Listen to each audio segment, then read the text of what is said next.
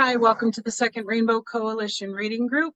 We are reading The Young Lords by Johanna Fernandez, and today we will start with a statement of unity. My apologies that I don't have that on my laptop to be able to screen share it today.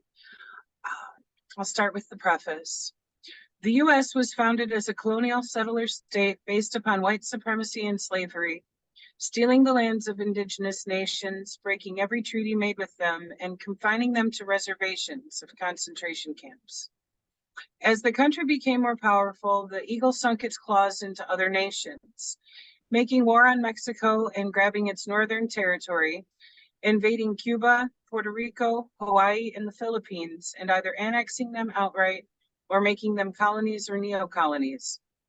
And in the 20th century, it became the major imperialist power in the world, exploiting both the people within its boundaries and those in every other country, bullying them with military interventions and robbing them of their right to self-determination. As Huey P. Newton stated, we have two enemies to fight, racism and capitalism. Between the two, capitalism is primary. Racism is a byproduct of capitalism. The working people of the world of every ethnicity or nationality face a common enemy that is destroying life on Earth. Our enemy is a small ruling class of property owners controlling most of the world's wealth and resources. We must have our basic needs met to live a good and meaningful life. Food, shelter, healthcare, education, freedom from oppression by the state, and peace with other nations. To obtain these essential things for life, we must have the power to see to it that the abundance that is available is shared equitably. The Statement of Unity for the Second Rainbow Coalition. The legacy of the First Rainbow Coalition dates back to its founding on April 4th, 1969 by the original Black Panther Party, original Young Lords, and Young Patriots organization. A number of other organizations joined this coalition not too long afterwards, such as the American Indian Movement, Brown Berets, Rising Up Angry, the Red Guards, and others. Since the founding of the United States, excuse me, the masses had developed a number of popular movements that came together to fight back against this capitalist imperialist system in various ways around particular demands. Nevertheless, none had established a movement quite like the First Rainbow Coalition. This historic movement was the first of its kind that established a model of class struggle like no other. Its charismatic leader, Chairman Fred Hampton of the Illinois chapter of the original Black Panther Party, stated that at the end of the day, we weren't engaged in a race struggle. He said that it's a class struggle, goddammit. By uniting with the various oppressed ethnicities and masses, they were able to bridge the gap between the various ethnic communities that white supremacy had long sought to keep divided. This class solidarity equipped them with the material basis and class consciousness to see their common class condition. Therefore, the necessity to form a united front against their common class oppressor, the capitalist imperialist ruling class. The ruling class viewed this as the greatest threat to their class rule, and subsequently used the entire repressive forces of the state, the police, the courts, jails, prisons, and intelligence agencies, etc., in order to crush this emerging revolutionary socialist movement. We refounded the Second Rainbow Coalition on May 14th, 2021, with the intent of upholding the legacy of the original Rainbow Coalition. We believe that this historic example is the model for the united front that will best serve our class liberation.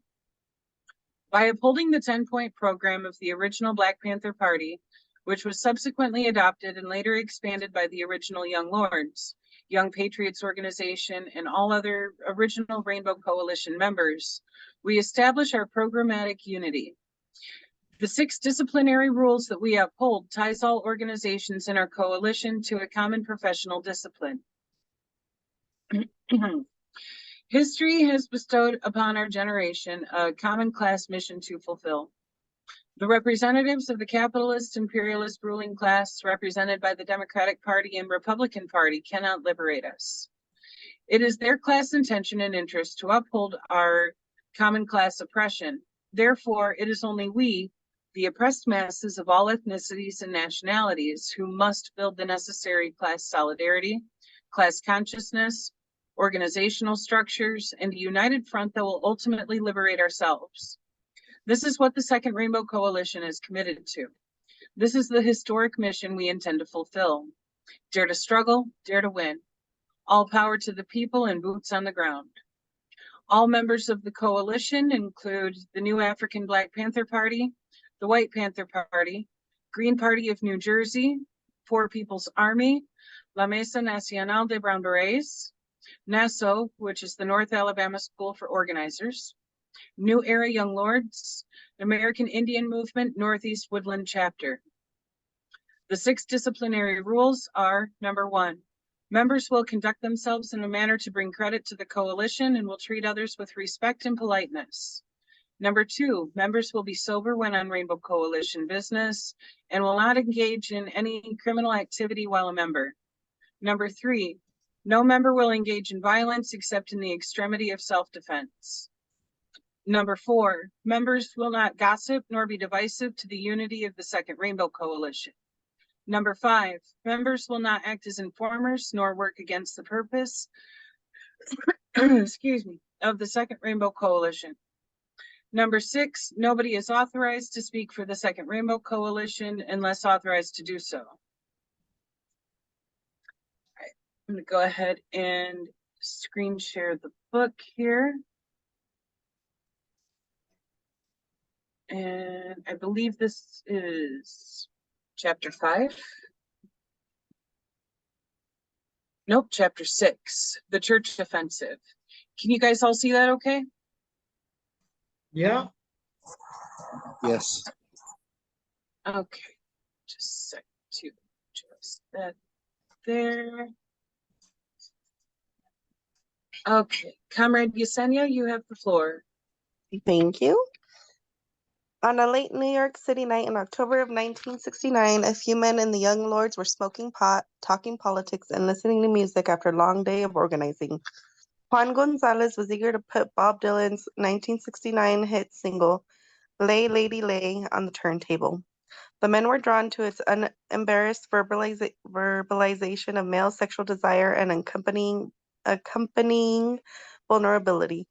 The song's working-class protagonist bears his fantasies to his lover, hoping to convince her to spend the night with him. Its candid title suggested that sex was at long last unbound from the remaining restraints of Victorian-era social conventions, which counseled repression of sexual urges, prohibited public discussion of sex, and restricted sex to the marital bed. It was a fitting soundtrack to the transgressions that lay ahead.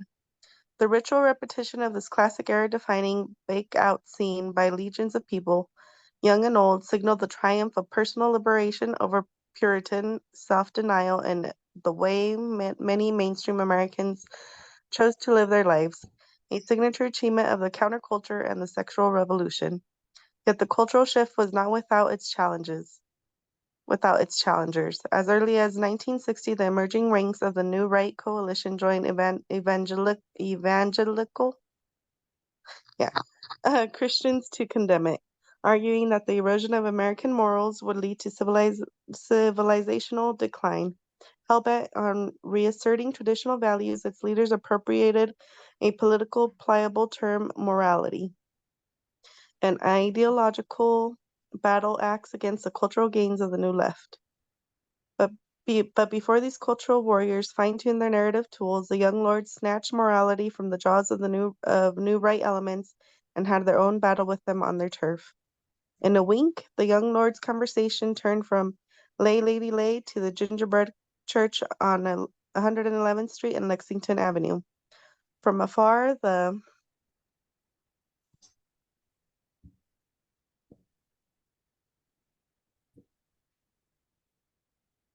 oh wow. Powerful. From afar, the white trimmings on the red brick building appeared illuminated.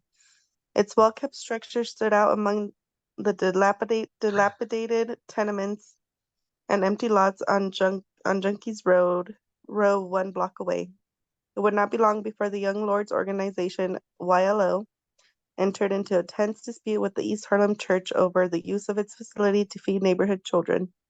The Young Lords framed their request around the morality of the biblical Jesus, counterposed against the church's seeming indifference to poverty. The conflict involvement of clergy from different denominations, government officials, mainstream media, East Harlem residents, movement organizations, and community group representatives. As two district definitions of morality cohered in New York's public discourse, most had no choice but to take sides. The drama-filled clash reflected a larger contest for social influence between the left and social conservatives over the direction the country might take in the twilight of the 1960s. There is a church in Spanish Harlem. Since their emergence a few months earlier, the Young Lords had already broadened the scope of New York's racial justice organizing. With their distinct mix of creative, direct action and strategic messaging, they had shown how racism exacerbated the crises of sanitation and medical care in East Harlem. In calling attention to environmental racism and medical discrimination, they had linked civil rights to public health in New York. Their radical analysis and prefigurative examples of what a new humanistic society might achieve brought them both acclaim and increased government surveillance. However, alongside successes, the Young Lords faced organizational setbacks and failed campaigns. One such failure opened the path to their most iconic offensive.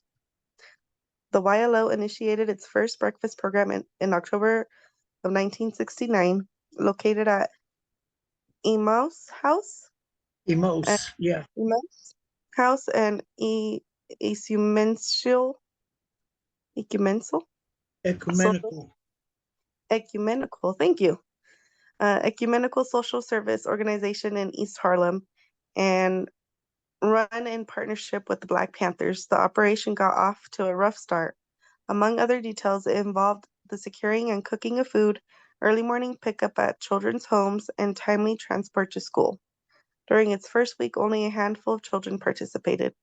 To discourage attendance, police disrupted reports to staff at Emmaus House alleging illicit links between the Young Lords and New York gangs. Troubled, the organization's director, Frere David Kirk, expressed apprehension about the group's use of the building. Likely bruised by the questioning of their good intentions, the Young Lords began searching for a new operating site. That errand was on their minds the night some members stumbled upon the Gingerbread Church while humming Lay Lady Lay. The following Sunday, representatives of the Young Lords approached the First Spanish United Methodist Church with the sober request for space. The Young Lords greeted the head pastor with all the rituals of deference and respect that their parents previously had ingrained in them. To their surprise, the Reverend gave them a chilly reception. He brusquely Yeah. instructed them to submit a written request to the church's administrative board before dismissing them. Whether by fate or happenstance, the Young Lords' weed-induced ruminations had delivered them to what was likely the last empathetic place of worship in East Harlem.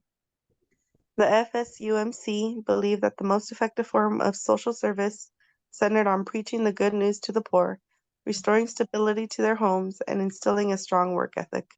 Its small congregation counted 138 conservative, pietistic, and evangelical worshippers, mostly working-class Puerto Ricans with upwardly mobile aspirations. Having moved out of El Barrio to Brooklyn and the Bronx during the 1960s, most returned to the church on Sundays. Yet the distance they traveled was more spatial than economic. Still, the congregants' devoutness generated a thrifty self-denial and hard work on which their modest economic advancement depended. It also fostered a righteous superiority which limited their capacity to gauge character beyond surface behavior. As later became evident, many of them sat in judgment of their former neighbors during Sunday service. They attributed their problems to individual shortcomings, worldly cravings, and deviation from the Word of God. Fatefully, in the conflict between the congregation and the young lords, the church itself fell under public scrutiny. The denomination's thorny history illustrated the power that social forces of magnitude bear on reality. By the 19th century, the FSUMC's predecessor sects, the Methodist Church and the Evangelical United Brethren Church, had become dominant Protestant denominations. They built urban headquarters and welcomed an influx of upper-class congregants, among them politicians, judges, and captains of industry. Their complex institutions adapted the new organizational structures and investment techniques of industrial capitalism. Not surprisingly, they became junior stakeholders and managers of westward expansion, Indian removal, and territorial acquisition in Latin America. And in 1899, a year after the United States took possession of Puerto Rico, the Church of the United Brethren in Christ exported its civilizing mission to inaugurate a work that assures the Americanization of the island, which it linked to the joys and privileges of being a Christian disciple. 2 decades later, in 1922, the Methodist Church established the first Spanish-language congregation in New York, ministering to the third wave of Puerto Rican migrants to the city. Forced to move several times due to conflicts with their white congregations with which it shared space, its future became uncertain. With the influx of Puerto Rican migrants to New York during and after World War II, Puerto Rican Methodists finally achieved the demographic uptake they needed to secure a permanent home in East Harlem. Influenced by the labor and civil rights activism of the era, the church became a dynamic site of worship. In addition to spiritual refuge, it offered English language classes and daycare services to the community, attracting Puerto Ricans of different denominations until 1964, when a fire partially destroyed its building. Through the fundraising efforts of its Reverend Ezra Rodriguez, the building reopened in 1967. Beloved by some, Reverend Rodriguez was reportedly chased out of the church by its high officials for his progressive and Puerto Rican nationalist leanings. Excuse me. His replacement, Reverend Humberto Carrasana, discontinued all community programs. A political exile, the new Reverend had settled in the United States almost a decade earlier after the Cuban Revolution. He claimed to have supported the overthrow of Cuban dictator Fulgencio Batista, but fled the island when the revolution turned Marxist, in fear of losing his ability to proselytize. When the young lords knocked at his door as if by apparition, the exiled pastor saw young people wearing berets who evoked Fidel Castro and the Cuban Revolution. On reflex, the Reverend icily shot back, "Put it in writing." But the young lords lacked the experience to craft a diplomatic communique. Their October 22nd, 1969 letter explained their wish to use the church's facility to administer a free breakfast program. It also described a liberation school where children and adults could learn Black and Puerto Rican history, as well as more traditional academic subjects. The church's facility, they wrote, which sat empty during the week, should be put to the service of one of the poorest neighborhoods in New York City. The young lords were themselves zealots. They lived among the people of East Harlem, stood on street corners, linked militancy to recuperate Puerto Rican rights and dignity. They closed their letter by saying, "We ask that your church begin to relate concretely to Puerto Ricans and their problems. Without sounding offensive, it must be understood that while poverty and racism stood silent for the most part, sins of omission must be stopped now." The charge echoed the New Left's polemics against well-meaning civic, religious, and social service institutions for legitimizing the status quo through silence of token reforms. The tone epitomized the moralistic approach of the era's political youth. The following Sunday, October 26th, the young lords were back at the church, seated early for service. Clad in fatigues and afros, not exactly Sunday best, they raised eyebrows among parishioners who knew nothing of the group's request. During the after-service coffee hour, they seized a moment with the pastor, asking to discuss their letter with the board and members of the congregation. The young lords, whose interventions were rarely improvised, were deploying a cardinal strategy among seasoned organizers, appealed to the broadest audience possible, and avoid isolated negotiations with powerful individuals skilled in evasion or pacification without concession. But most parishioners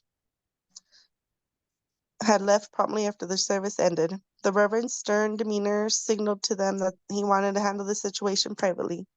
He denied their request to meet with the other congregants and told the young lords that the board would reply to their letter. In a November 3rd letter, the board denied their request and outlined its rationale. Policy stipulated that all on-site programs be administered by church members. The board continued with an itemized polemical defense. We want you to understand that our church is composed of 99% Puerto Ricans who are very much aware of the problems of the community. The barbed declaration that an overwhelmingly Puerto Rican congregation should not be schooled on the problems of its community aimed to put the young lords in their place, invalidate the accusations of indifference to the poor, and veil the board's commitment to an increasingly contested status quo.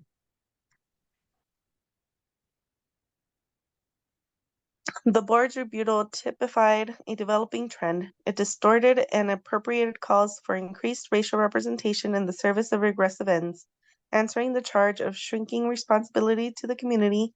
It derided new and boisterous approaches to injustices.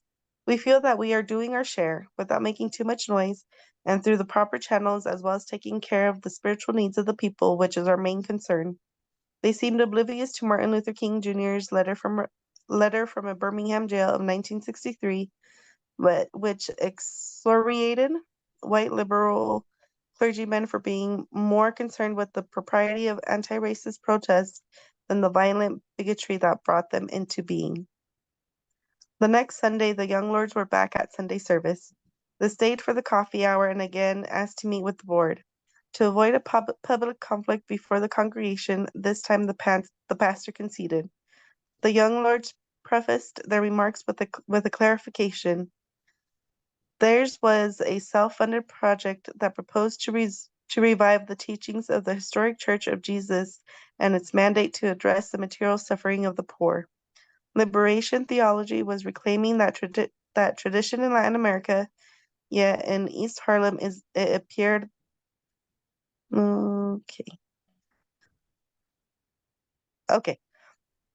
liberation theology was reclaiming that tradition in Latin America, yet in East Harlem it appeared that the FSUMC was indifferent to the needs of working mothers for a place to leave their children during the day, the needs of children for a place to play other than the streets, the needs of families driven from their homes by fire, cold, or eviction.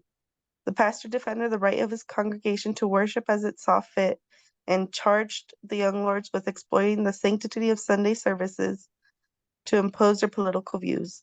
Board members took a different approach.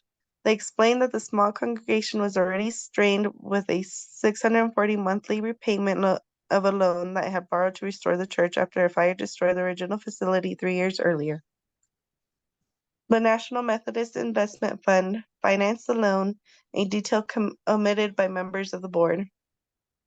Regrettably, they continued, the church was in no position to take on any projects or additional responsibilities associated with the use of the facility, which carried hidden costs, including securing supervisory staff.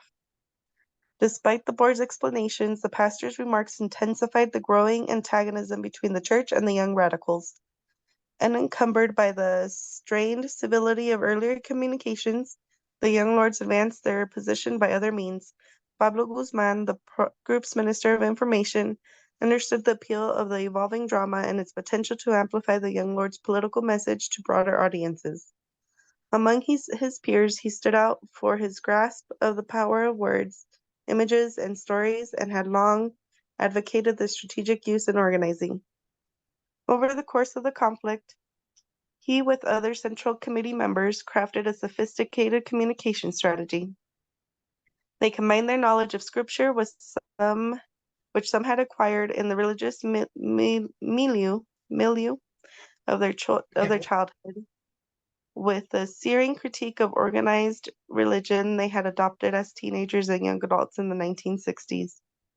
Though some still believed in God and others were atheists, most came to see Christianity as an ideological instrument of conquest, colonialism, and repressive state rule in Latin America, distinguishing it from a radical origins of the Church of Jesus. In a decade that made social engagement and personal sacrifice the benchmark of good character, the young lords homed in on the church's abstention from neighborhood problems to challenge its moral standing in the community. They began to disseminate their message on mimeographed flyers distributed outside the church and in subsequent Sunday service visits. During coffee clutch hour, an early flyer asserted that in blaming people for their suffering rather than blaming the realities of life, the church found an excuse to abandon its mission and laid out in Matthew 25:31-40, which they quoted. I was hungry and you fed me. I was thirsty and you gave me something to drink. When I was a stranger, you took me in. And when I had no clothes, you gave me something to wear. The quotation mirrored the young lord's proposed projects at the church.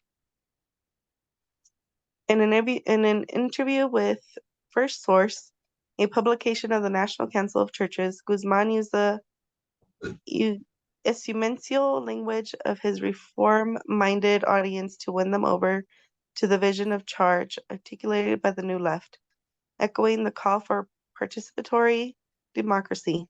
He explained that the young lords were upholding an ancient Christian tradition since the time of Paul that says that anybody that comes to a service has the right to speak up.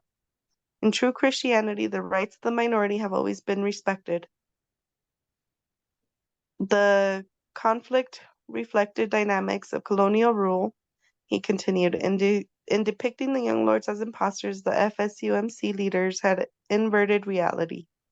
It was they who imposed themselves on the community by putting their church in the middle of the community and closing their doors to the people. To highlight the political role of organized religion, Guzman observed that the American troops Cardinal Francis Bellman had consecrated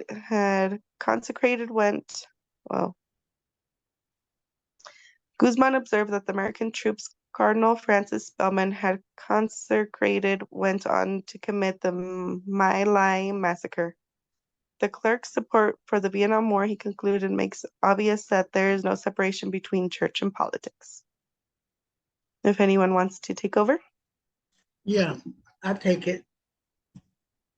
The young lords continued to attend Sunday Mass, and the congregation continued to clear out quickly after each service. Despite the pastor's tight rein on details about the evolving conflict, one of the few congregants who still lived in East Harlem had questions. Even though she bristled at their physical appearance, Petra Aponte de Pietri was struck by the obscenity of these young Turks. Observation she shared with her children. The widow and mother of 5 children in the FSUMC, but in the late 1960s, her children and other young adults became inactive members of the church. At a moment of growing identification with the grievances and aspirations of their generation, these young congregants were repelled by the congregation conservative drift and disconfiled by blanket depictions of East Harlem youth as ruffians. I think to Ms. Beatrice, the presence of a new cast of young people at Sunday service raised the possibility of luring her children back to the fold. Carmen Pietri remembers her mother's colorful description of the young lords. Estos muchachos vinieron otra vez a la iglesia. Los hijos, los hippies esos, los peluces, que no se vienen como como el loquito de aquí, Pedro. These kids came to church again, you know who? The hippies, the luxury ones who don't comb their hair, like our own Tracy Pedro. Miss Pietri was referring to her son Pedro Pietri, then 25 years old, a veteran, a Vietnam veteran, and up and coming poet, and referring to the young lords a los Pelusis. Miss Pietri was expressing anxiety about her sons, and the young lord's explicit embrace of African traits. In this case, the growing out of their afros. Los Peluches was a code for blackness in a culture that had not come to terms with its own legacy of racism. Measures like men cutting their hair close to their scalp and women straightening their curls and waves out of their locks with chemical products were integral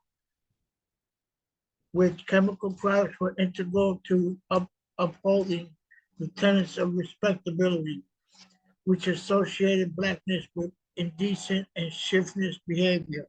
By growing their afros and proclaiming that black is beautiful, the young lords like the Black Panthers and many others of African descent were challenging the unexamined racist logic of both Puerto Rican and American cultural norms and their psychologically damaging dimensions among Afro-descended people of color.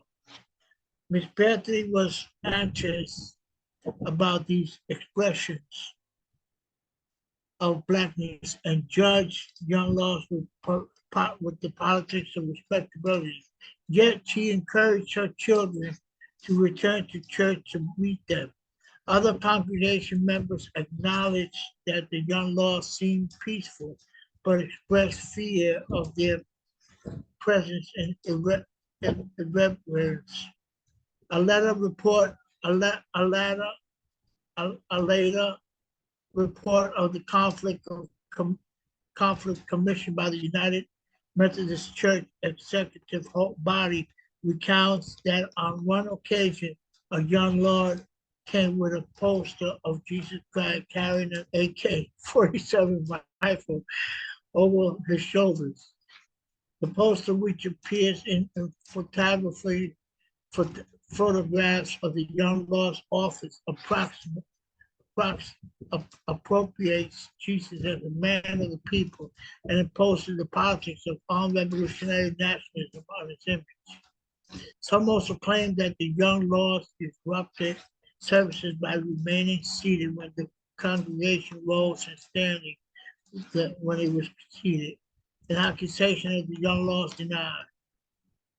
Other sources, some partial to the young radicals and others critical of them, highlighted the group's cautious, respectful disposition and attempts to play the game by the church's rules, especially during the initial stages of the conflict. Loyalty Sunday clampdown. After approximately 4 weeks of failed attempts to appeal to a congregation that cleared out immediately after Sunday services, the young lords planned a different tactic on December 7th during Loyalty Sunday, known also as Testimonial Sunday. In this less structured service, lay members bear witness to their faith from their pulpit and made a financial pledge for the year.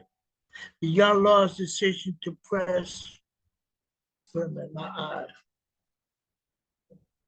The young law's decision to press their demands came in the wake of devastating news to the movement 3 days earlier. On December 4th, 1969, Mark Clark and Fred Hampton, two beloved and respected Black Panther leaders, were killed during a 4 o'clock a.m.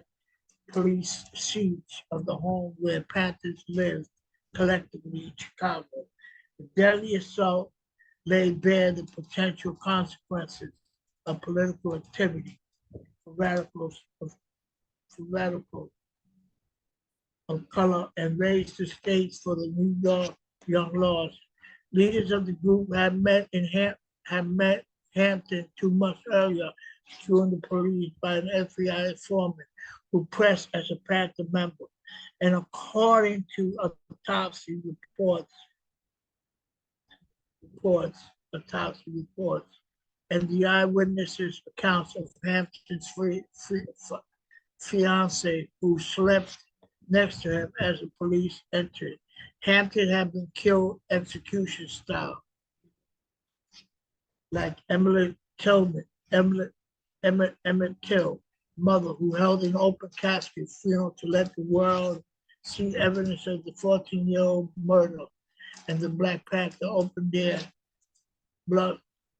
blood-spattered, bullet-riddled house for journalists and the Chicago community to tour. On seeing evidence, the challenge, it claimed that police were under heavy gunfire from the Black Panthers and demonstrated that all but one bullet was shot by the police from outside. The Young Laws seized the rare opportunity at the forthcoming Loyalty Sunday service to sound the alarm about state-sponsored violence while linking it to systematic childhood hunger in East Harlem and a massive U.S. bombing of Vietnam. The group also needed a sanctuary to protect its members. Its Loyalty Sunday insisted that the church holds its breakfast program was a well thought out tactical move. A murderous police raid would be difficult to execute at a house of worship without public scandal. In the struggle over space for a breakfast program, the church itself acquired symbolic significance as a political bunker, staging ground for dissent and tribune of the oppressed. Pastor Carasana, who had witnessed and opposed the radicalization of the Cuban Revolution, anticipated development and took measures to prevent it.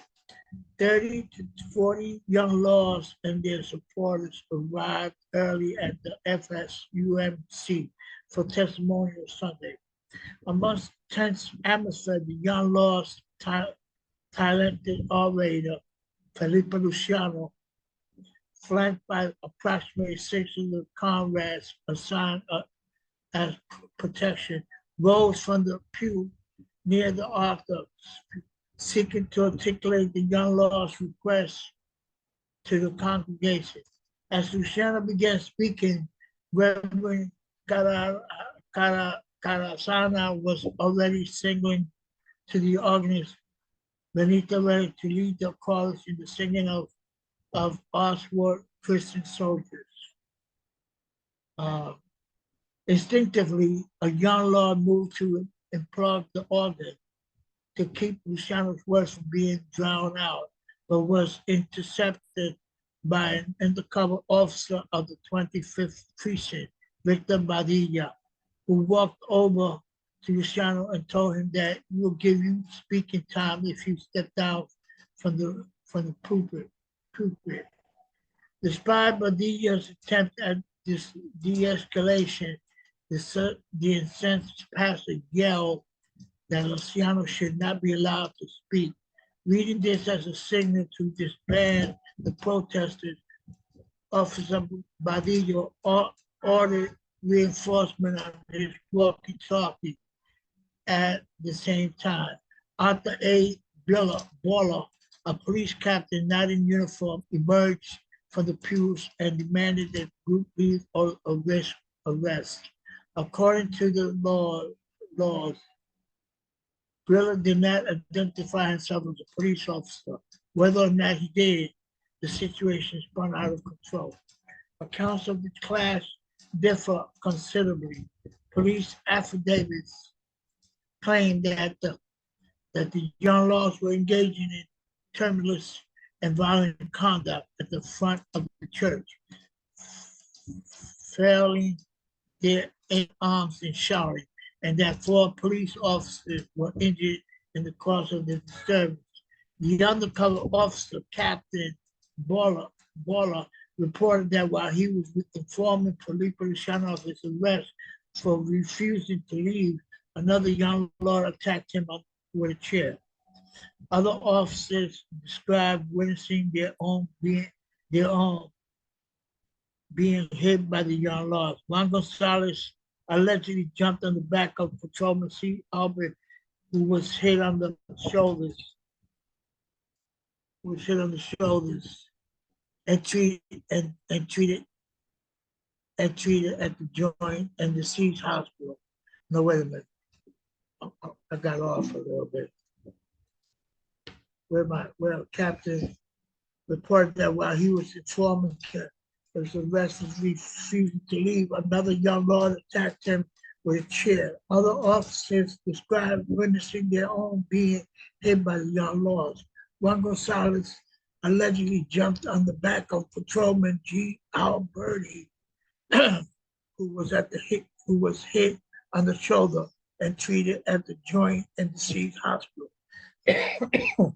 Joseph Hill allegedly hit Patrolman Ronald Taylor, described as an informant, with a metal pipe. Patrolman Taylor had been assigned to protect Captain Bella, and it was stated intentionally took a blow directed at Bella. Patrolman Taylor was reportedly knocked to the ground and suffered injuries to the back and near his groin. Another officer was allegedly hit with a wooden club. In another account, Patrolman Taylor reported that after he placed young Lord Denise Oliver under arrest, she fled, and he had to chase her for a block and a half before apprehending her. Wow, what lies, man.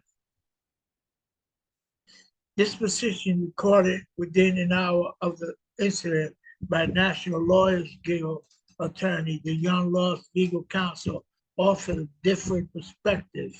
According to their notes, the clash between police and the Young Lords ensued when Luciano was dragged down from the communion railing and hit over the head with a club, while 4 or 5 police officers surrounded him as the congregation continued to sing Onward Christian Soldiers. Carmen Pietri, grandmother, a parishioner, tried to hit Luciano with a candelabra. Remembrance of the youngest members were arrested on that day. Carlito Rujovedo conveyed the attempted. Wait a minute, I'm going off of it. The members of one of the youngest members arrested on that day, Carlito Rujovedo conveyed the young lord's point of view. He explained that there was an immediate attempt by nightstick welding police to remove the young lords from the church, which led the group to close ranks at the altar. These words describe what took place. Puño, pata, y candela, failing wrist, kick, and rumble. These were the complete and total chaos. These were the complete and total chaos, and all you saw was hands and New York Police Department nightsticks flying all over the place, and people mocking the signs of the cross as if Satan has intruded in this peaceful mass. Meanwhile, the young lost were being beaten up by the police. Charles Krapliniki, Catholic Samaritan seminarian who attended the service with the young lost, gave a similar interpretation. He insisted that the police marched in with sticks young. When wait a minute, held ready and immediately launched at the group. When male members of the Young Lords tried to defend their female counterpart, he reported the struggle intensified. The women of the Young Lords, however, had not. The women of the Young Lords and their male counterparts. Meanwhile, wait a minute, somebody else take break. I'm just getting all confused here. You have Comrade Johnny or Stone could read in because I'm by the highway and it's a lot of background noise. Are y'all able to read, or one of y'all able to read, finish out tonight? I can read for y'all if you want. Sorry, I wasn't reading along. I was just listening. I'm just going to start with what I can see, okay? Okay, thank you. Stone, right here where I highlighted is where Shay left off. Perfect. The women of the Young Lords, however, had the final say, asserting that they defended themselves and their male counterparts. Meanwhile, the agitated parishioner, Petra Aponte de Pietri, managed to phone her daughter Carmen from the church, imploring her to come over. The cops were in there busting heads because the Young Lords interrupted service again. After the altar clash, most of the group ran out of the church and past another line of police waiting outside. Escaping their grip, probably because the snow on the ground made it difficult for police to apprehend them, COINTELPRO documents report that the Young Lords sent immediate word to the New York Black Panthers that approximately half their members had been arrested, asking that they send over some Panthers to the 125th Street station and to find a lawyer. A total of 13 Young Lords, 8 men and 5 women were arrested.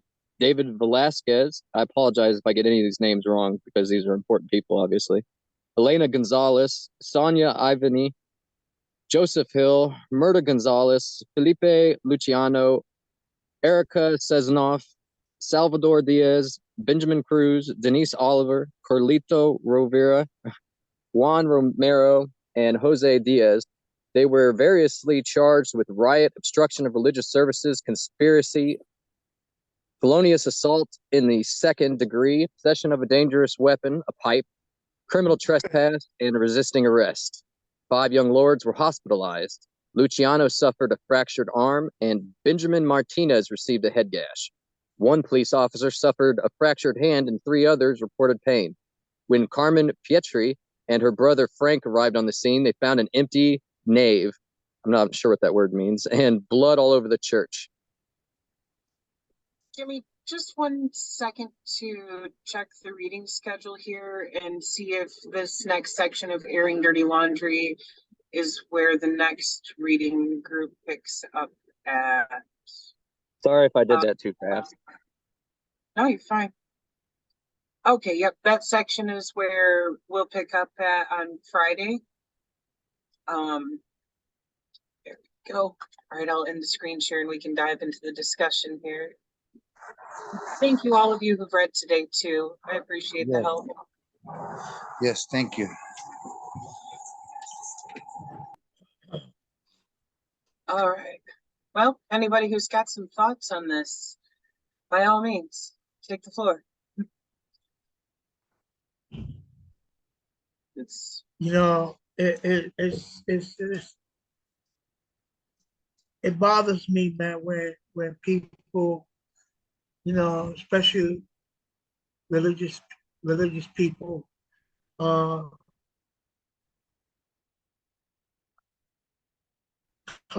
claim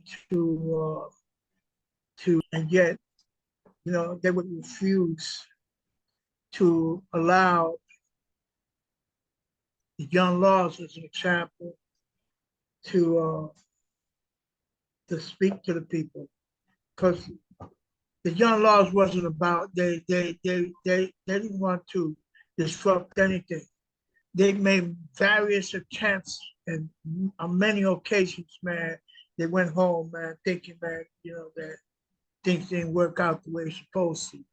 And the next Sunday they came back with the same concept, and it continued happening. So they had to come to a conclusion, man. They had to do something, and Felipe Luciano was the first one who stood up, man, and made the attempt. And as a result, man, it's funny, man, where there was an undercover cop involved in the church service. But we got to also understand that the reverend, the pastor, was a gusano,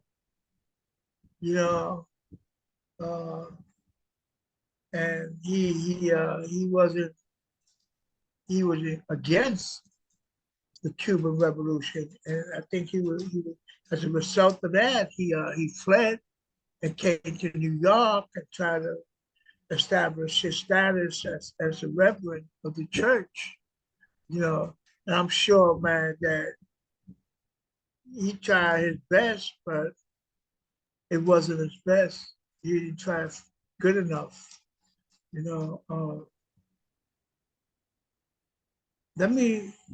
don't want to break things up here, man, but let me just raise a point here.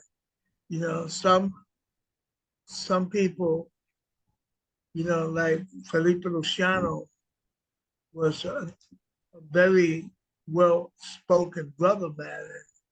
He was very militant in most of everything he did, man. And he was a very dedicated person. I guess that's the reason why they made him chairman of the Young Law Party, because of his militancy. Unfortunately, as I talk today, he is no longer political. He's apolitical. I attempted to get in contact with him to have him come to our Attica event. And no way, Jose. And some people met from Puerto Rico, like Panama was a young lord, still is. He told me that Felipe is no longer involved in politics, and Juan not Juan Gonzalez, who's the other one? Who's the other one? The Minister of Information. I forgot. Oh, God. Give me a second. Pablo Guzman. Pablo Guzman. Yes. Pablo Guzman is currently in a senior citizen home. I think that something happened to him mentally yet. He just went south, went north. Not south, he went north. So he's no longer with us. I mean, he still is, but he's in the senior citizen home. As far as his mother, is in the same senior citizen home. So, I mean, I don't know, man. I don't know what's happening, man. But a lot of other young laws are still involved. Like Edith Morales, man. She's been doing a lot of work as of recent around various community issues. So I just want to say that. That's a shame that he's no longer politically active. He was once an incredibly powerful voice for the movement. Exactly, he was. But hey, you gotta look at it dialectically. Sometimes what is isn't. In the long run, what is just doesn't. It no longer is. I look at it dialectically, man. You know, there's some revolutionaries that are revolutionaries, and somewhere down the line they just go, you know, something they go by the wayside, man. But hey, that doesn't stop anything. It just keeps going, man. You know, it's Right. just people are people, man. Frankly, a lot can change in a person's life in 50 some years, you know? So, Exactly. You know, Joe, I see you've got your hand up. Go ahead, comrade. Yeah, I think we have to take that into consideration in working with ourselves today. Let us not burn ourselves out because some people are 1 inning players and some people are 9 inning players. And if you want to stay in for the whole 9 innings, well, then you got to space yourself out, or you will burn yourself out. So I share that with a lot of people because what we do is very time consuming, and what we do is well, it takes a little nerve and it takes patience and it takes understanding. And I'm just trying to preach a little words of wisdom. One of the things I didn't really I understand, like as indigenous people, we are trying to separate us from the churches, and I see there was a big influence with what the young lords were doing and going into the churches. And then they mentioned the white churches, the Protestants, and I think they mentioned the Protestants and Lutherans or whatever. Um, like it's a whole ball of confusion, and we got to be careful not to wayward ourselves from that and get more spiritually in tune with ourselves in today's time.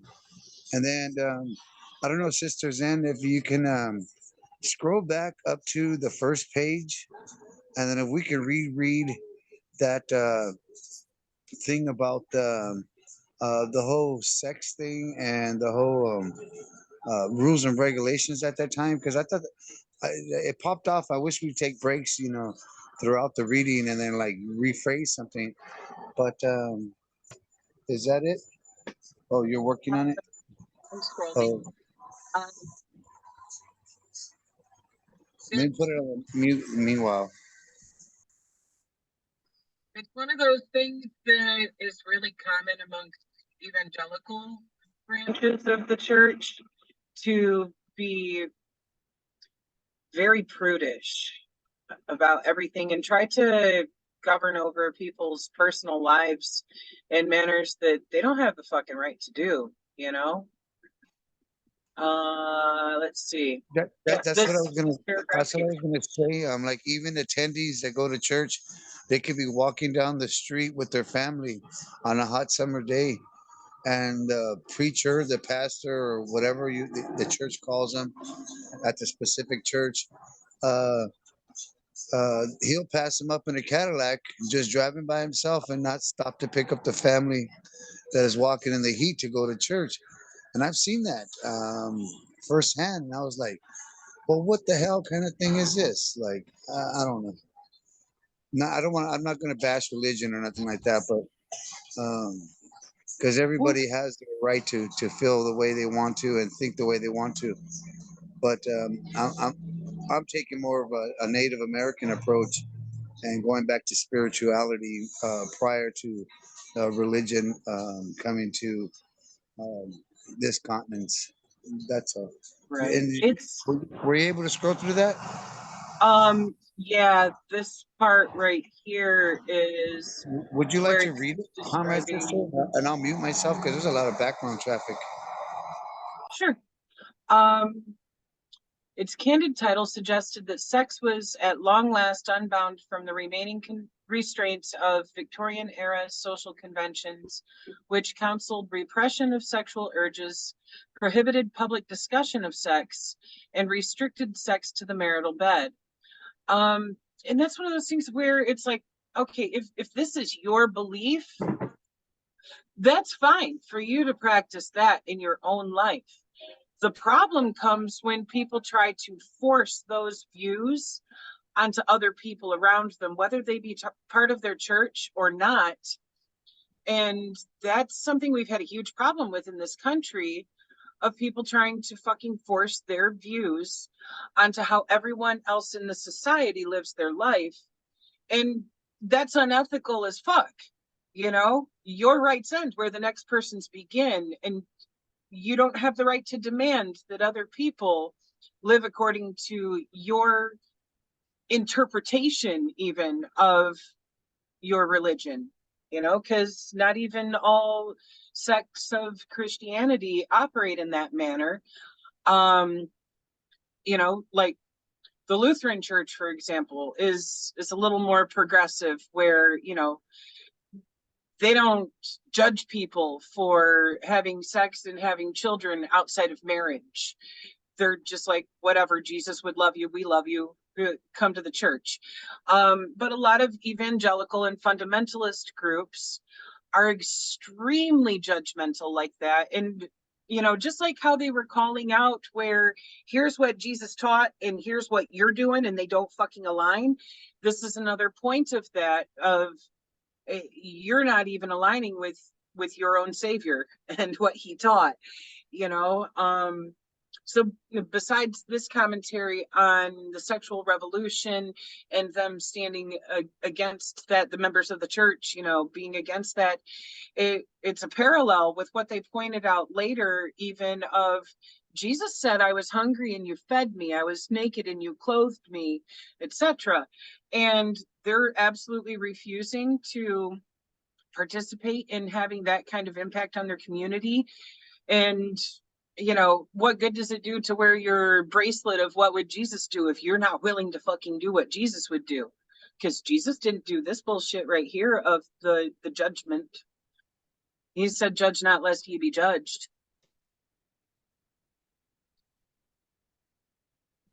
You know, in looking at that little clip there, you know, I think that what they were doing at the time was discriminating against people who were having relationships and wasn't married. Mm-hmm. You know, they wasn't married, and so if they wasn't married, you know, or by you know, by the church, then they will commit a sin. You know, and so they went against that. You know, because he said prohibited public discussion of sex. You could talk about sex. I mean, come on, man. Only you keep sex behind closed doors. You know, today, man, the good thing about that is that today, man, people are more open, you know, in discussing sex, because a lot of things behind closed doors are not right. You know, and when it comes to the surface and everybody sees it, then, you know, people get involved, man, and try to resolve it, try to correct it. You know, so I mean, I don't know. Stone, I saw you throw your hand up. You got some commentary? Yeah, sorry about that.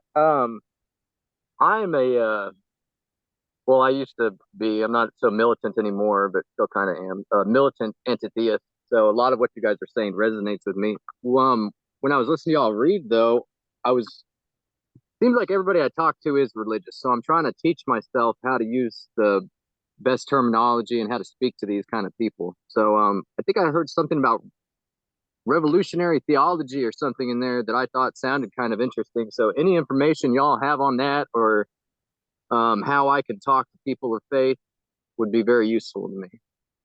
So feel free to message me or whatever. Most of us are friends on Facebook. If we're not, I'm sorry, I need to go through. I don't add people that often. Yeah, for revolutionary theology, it's referring to like what I was mentioning a moment ago of the things that Jesus actually taught that completely align with communist ideology. And you know, it's one of those things that's been lost on a lot of people who are practicing Christians, and I'll use that term very loosely of Christians because their behavior isn't Christ-like. If they were being Exactly. Christ-like in the way that they, enacted what they're doing in their community, they would be first and foremost concerned with feeding, clothing, housing the poor, giving them health care, things like that. And sadly, we see mostly the opposite coming out of the conservative Christian groups in this country and in other areas too. Whereas the revolutionary theology was pushing for, no, how about you actually be Christ-like in the way you're fucking carrying yourself and do the things that he would do and actually improve your community and be loving to the people around you by making sure that all of our material needs are met. Because that's exactly what I want to be able to articulate. So any information you guys have that can help me be able to do that, to reach people of faith and let them know that the society that we're living in, that we've allowed to be created, is not only like harmful to the material conditions of people and everything like that, but I mean, if you believe in an afterlife and stuff like that, it's detrimental to your soul, So I want to figure out a way to explain that to people. Well, one that you can arm yourself with is that quote they had in here from Matthew. Let me see if I can find it again. Yeah, I'm gonna have to learn some scripture. I never, it's crazy the places life will take you. I never would have saw that 5 years ago. Right. And like, I'm an atheist too, but I was raised in a Christian home. And so I, do have some points of reference of like, okay, I can pull up this Bible verse to, counter their arguments with. Where did that go? Because that was a really good one. I think it was Matthew 25, but it was, the one saying, I was hungry and you fed me. I was naked, you clothed me. I was sick and you healed me. And that right there speaks to the core of what Jesus was actually teaching in these stories and these parables, etc. Was this is how you're supposed to love the people around you. Yeah, the irony kills me. I'm an atheist sitting here trying to feed people, and everybody's like, "Oh, dirty commie." If I could say something, absolutely. Okay? Go ahead, Joe. I'm sorry. I did see the thing pop up on the screen saying that you had raised your hand, but I've got the little Zoom window pushed off to the side so far. Why don't I let you read what you're going to read first, and then I'll go ahead. So go ahead. Actually, you can go ahead while I'm looking for it because we had like 12 pages. Okay, perfect. What I was going to get at is Malcolm X said it well. As revolutionaries, and of course he was of the Muslim faith. As revolutionaries, when we go out into revolutionary actions, we leave our Bibles at home. We leave our religions at home. We do not bring them out into the crowds, into the peoples. You will never, ever get everybody to agree the same on a religion or politics. And sometimes those are best left unsaid. Like my dad would say, if you want to get along with people, Joe, don't talk religion or politics, because everybody has their viewpoint. But we have to be able to understand and respect one another for their viewpoints and not say nothing negative towards religion or politics, because now you're just making subdivisions when you're trying to, as a revolutionary, get the masses to work together. So leave our beliefs at home and leave our even when it comes to I would say sexual preferences. That's why I wanted to go back to that whole chapter on the sex thing. Of course, the system has it where, like, if it's not marriage, it's wrong, it's a sin. Well, you know what? Don't come preaching that if I come with a girlfriend and then next week I have a different girlfriend because I'm single, and so forth and so forth. Don't worry about that. Leave that at home.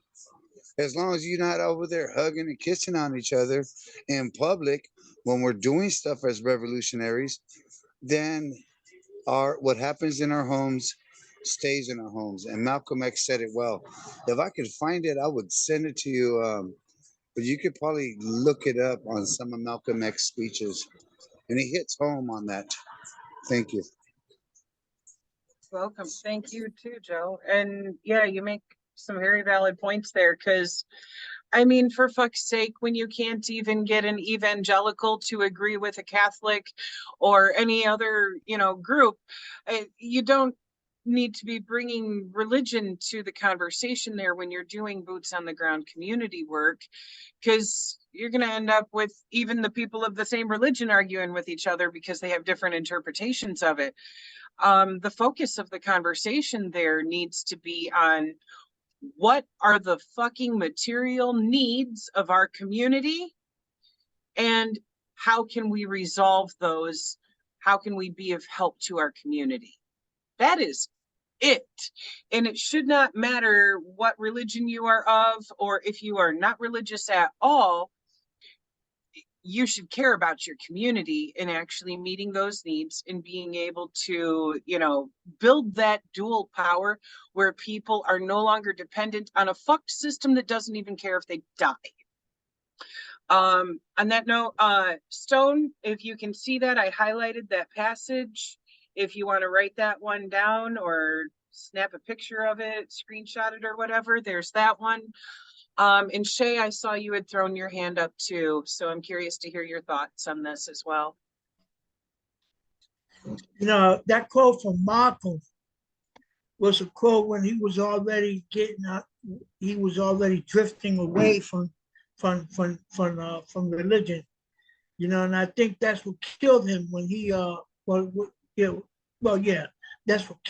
that's why they killed him, because he drifted away from religion, and that's why they killed Martin Luther King when he started talking about Vietnam.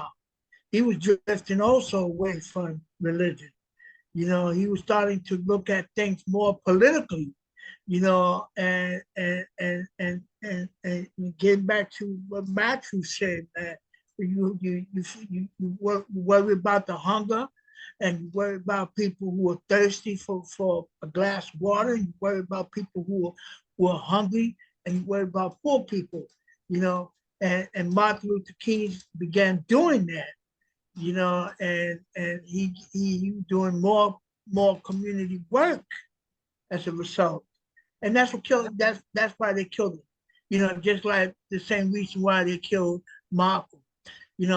Religion, I try to not touch on it, because I'm an atheist. I'm an extreme atheist. And I mean, I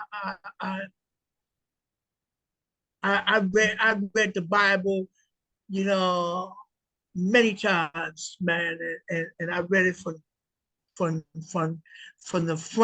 beginning to the end, and when you and one of our atheist teachers, what was his name?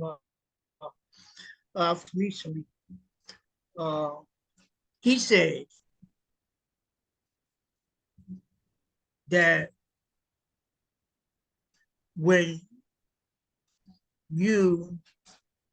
I forgot my track.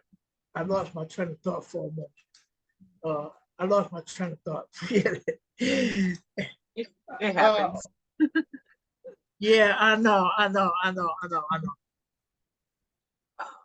But I'm trying to get my train of thought back, but I can't get it. So I let it pass for now. Right on. Maybe it'll boomerang back. Who was the atheist teacher you were talking about? Was there a specific one? Sorry, I lost my train of thought too.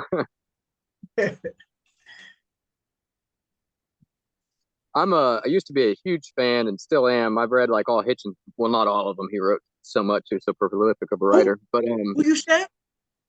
Christopher Hitchens. That's my man. That's the man who I was talking about. Okay, Christopher. Yeah. Hitchens is the Four Horsemen. Hitchens, Harris. It's been so long. Dawkins and Dennett. I think Daniel Dennett. Yeah, I haven't read much of him. But I would someday, when we're not so pressed for time, I'd like to ask you guys, what your thoughts are on Palestine and how you take someone like Sam Harris, who seems to be a very intellectual person, but then his views on this subject are just so privileged and narrow-minded that it seems like he misses what's going on. So one day we should all talk about that. I think let me Trish could I make a comment to that? Absolutely, go for it. You know, Sam Harris, I don't know what's wrong with him.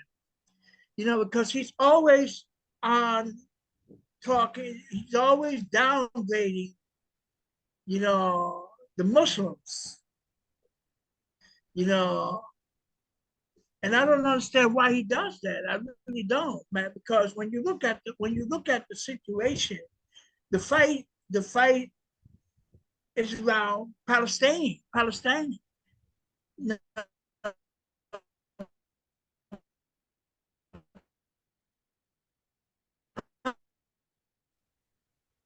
What is that? God. Ooh, damn, I forgot. I'm losing my train of thought. Let me back up, man. Don't say that, man. I'm losing my train of thought. Sorry, I mean Skittles. It's basically an open air prison, from what I understand. You know. Yeah. The Gaza Strip and the West Bank definitely are. And it's fucking sad. Like, that is definitely a colonizer situation. And it was fucked from the start. You know, here the Palestinians sent troops to help fight in World War II to free the Ashkenazi from these death camps in Germany and surrounding countries where Nazis had taken power. And literally opened their doors of like, you know what, you don't have to stay here and deal with this fucked up persecution. Come home with us. We're your cousins. Come live back in the promised land.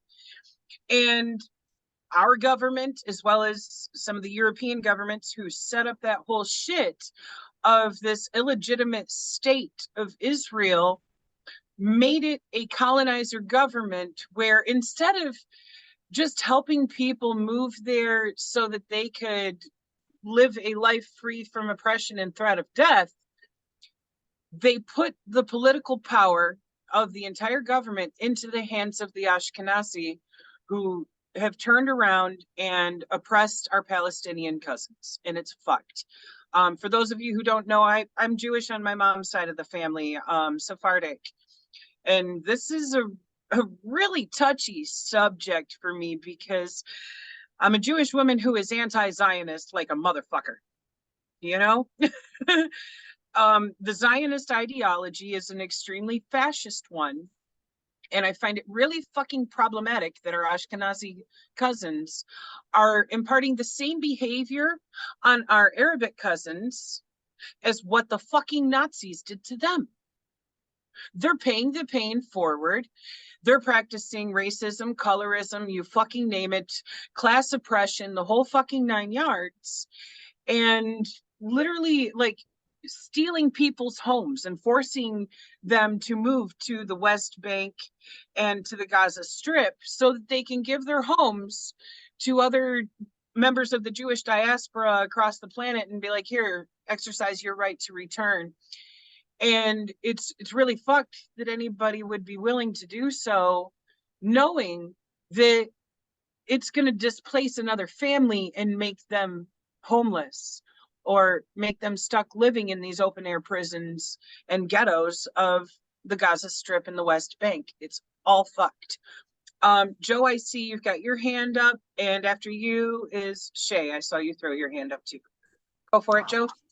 I'll be brief. I don't really know too much about it other than that I can understand that it's like a tribal war that colonizers have pinned the Israelis against the Palestinians, two indigenous cultures, to fight amongst one another for the gain of what?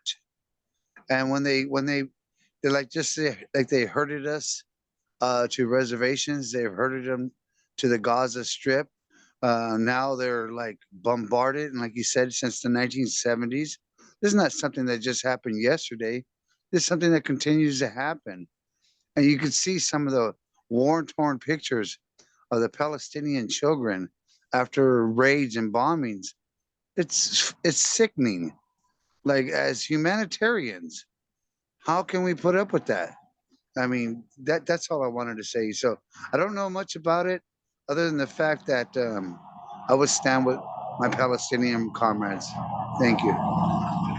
I do too. You know, it's one of those things where it doesn't even necessarily come down to just religion. You know, it much like here, the religion and racism factors are byproducts of capitalism and the fascist ideology of Zionism, because the Zionists who run the Israeli government aren't just targeting Muslims of Arab descent, they're targeting Christians of Arab descent and of Jewish descent.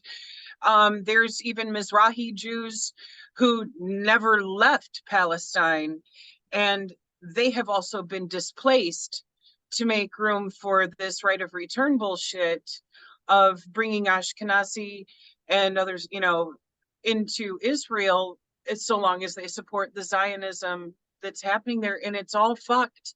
It's all fucked. It makes me want to scream, because it's like, excuse me, we're all cousins.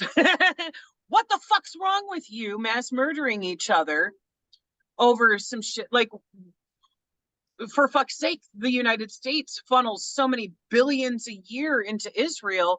Maybe instead of ramping up all these weapons systems to keep attacking the Gaza Strip and the West Bank for no fucking reason but oppression, maybe put some of that into building new housing instead of making other people homeless in order to bring people there. I don't know, maybe fucking put some of that political power back into the hands of Palestinians who saved your asses. You know, it's really fucked, in my opinion. Comrade Shay, your thoughts? You know, a few years ago, well, I go back like 12, 13, 14 years ago, when I went to a demonstration in New York, in the city, New York City. And in that demonstration were Palestinians, but there also was Israelites, Jews, you know. And what people don't understand is that there's a lot of Jews that are fighting on behalf of the Palestinians. They're fighting with the Palestinians. People don't know that because it's never published. It makes it seem as if, you know, this is a question of Jews against Palestinians. Let's keep it at that. But it's not against Jews and Palestinians. It's not even a cultural thing. It's the Palestinians, you know, and Zionism, which is really an illegal government in Israel. Illegal.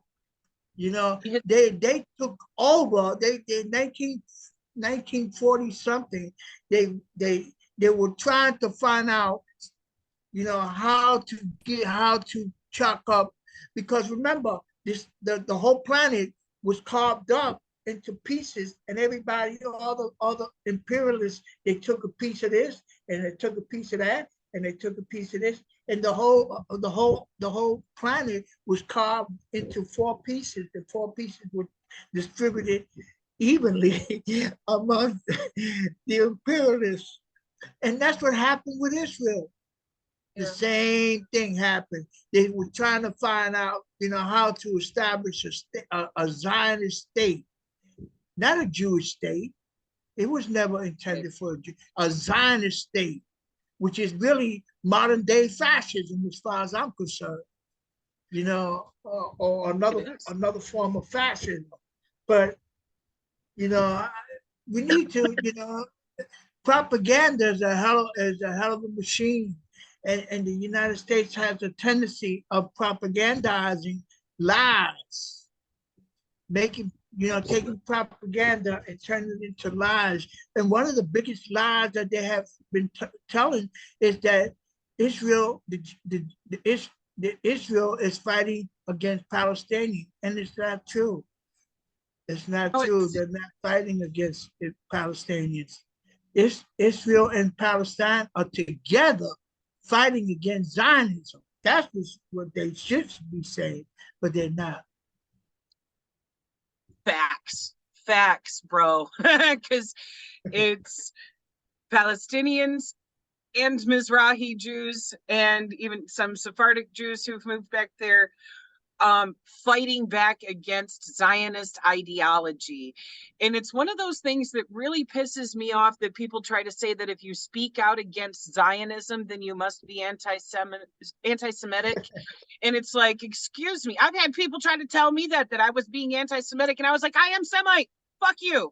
You know, like, no, if anything, Zionist ideology is anti-Semitic because it fucking ignores that our Arabic cousins are also Semites. All it is fucked persecution that they're using to seize more land, seize properties, seize further political control, and, you know, be pushing oppression. And it's fucked. It's absolutely fucked. Anybody with any kind of ethics would look at Zionist ideology and go, wait a fucking minute, this is fascism. It's not okay. And the masses there do not want it. So yeah, you were completely correct. It is the masses versus the Zionist government. Plain and fucking simple.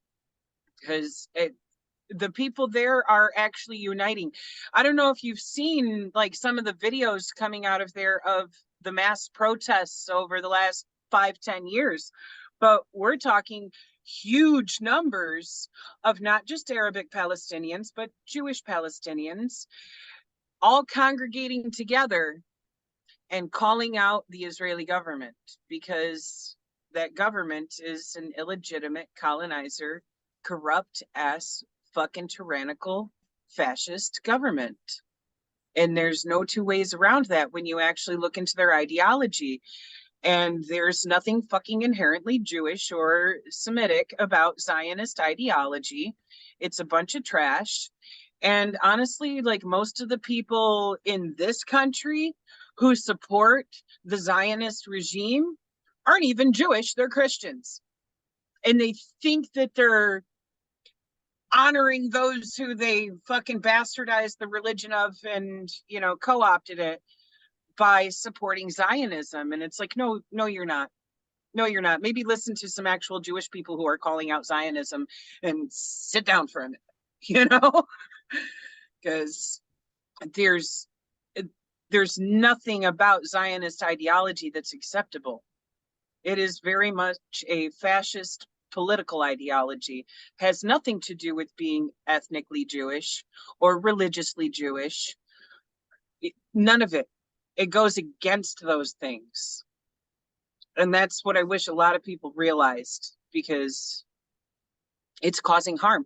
It's no fucking different than Nazi ideology, with the exception of basically Zionists being like, well, we're paler than you are, so here's some supremacy, some fucking white supremacist colorism bullshit.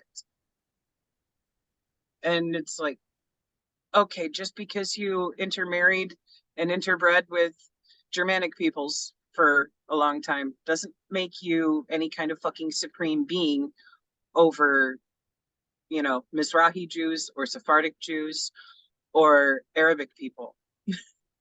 So what you're saying is that Zionism is inherently anti-Semitic?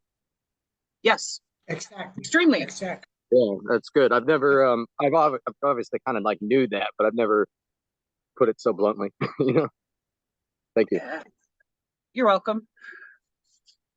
I tend to shoot from the hip on that one, because it's one of those things that pisses me right off, that, you know, people say shit of like, oh, that's anti-Semitic of you to call out Zionism. No, the fuck it's not. Zionism is an ideology, a political ideology of fascism. Plain and simple.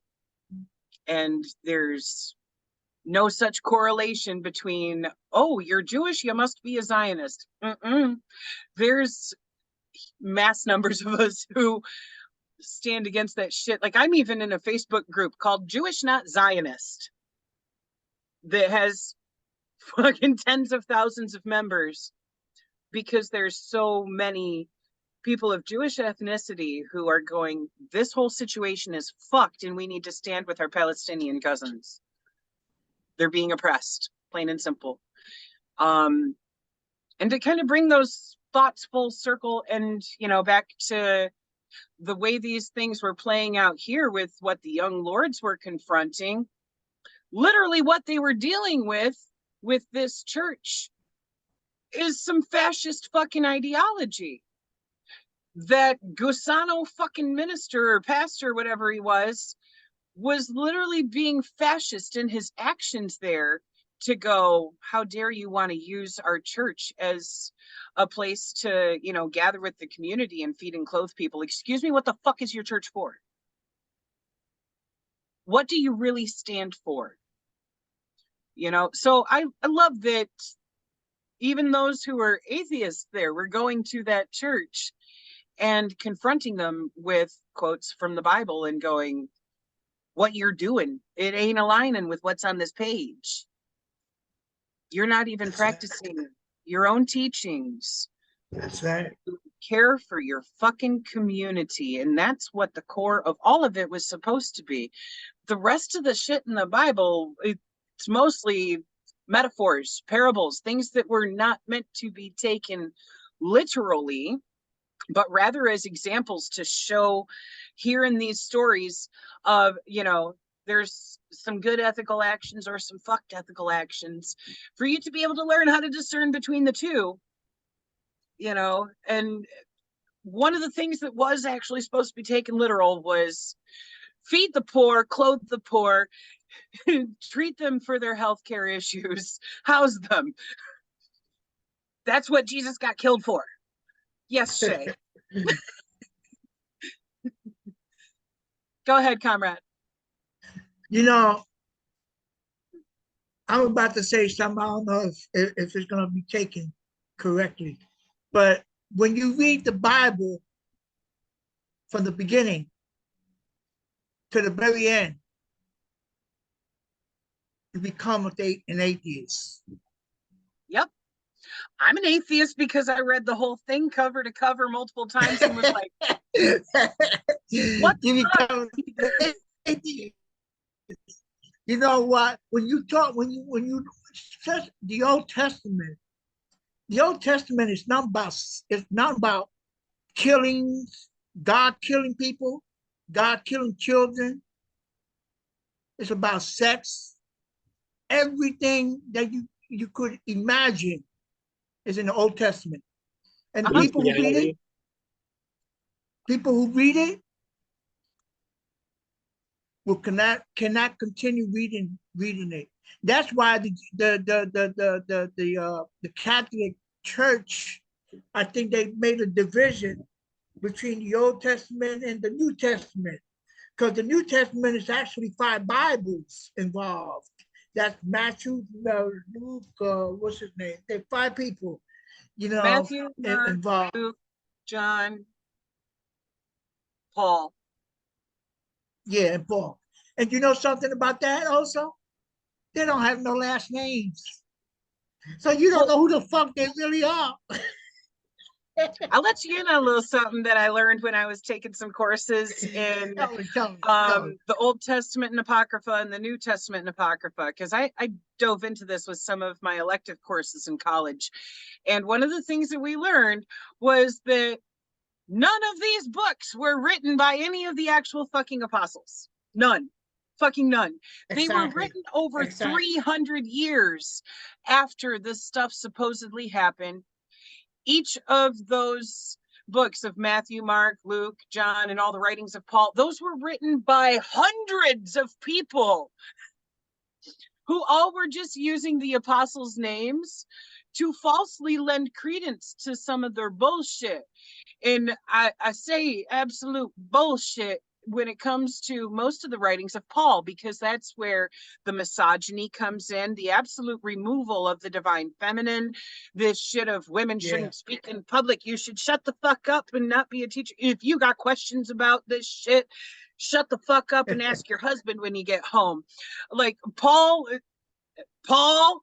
The hundreds of people who used the name Paul to write that bullshit were nothing but misogynistic fucking assholes.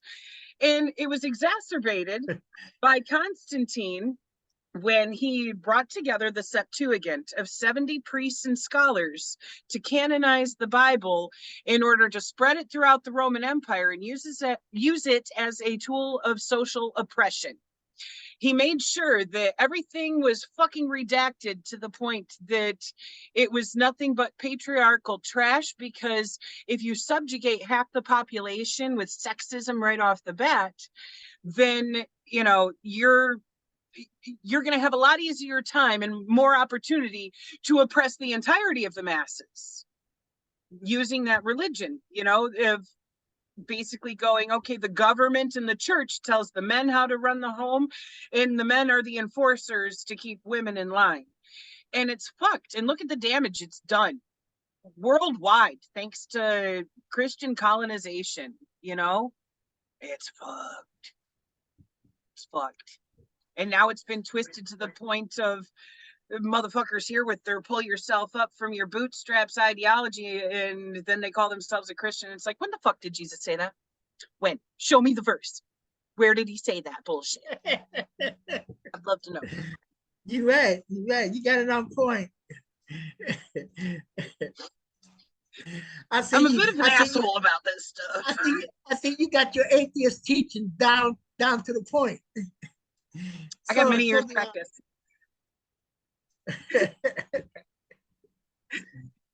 It's one of those things where it's like, I mean, honestly, every person who I've talked with about this who's an atheist is an atheist because they've read that whole book from cover to cover and went, this is fucked.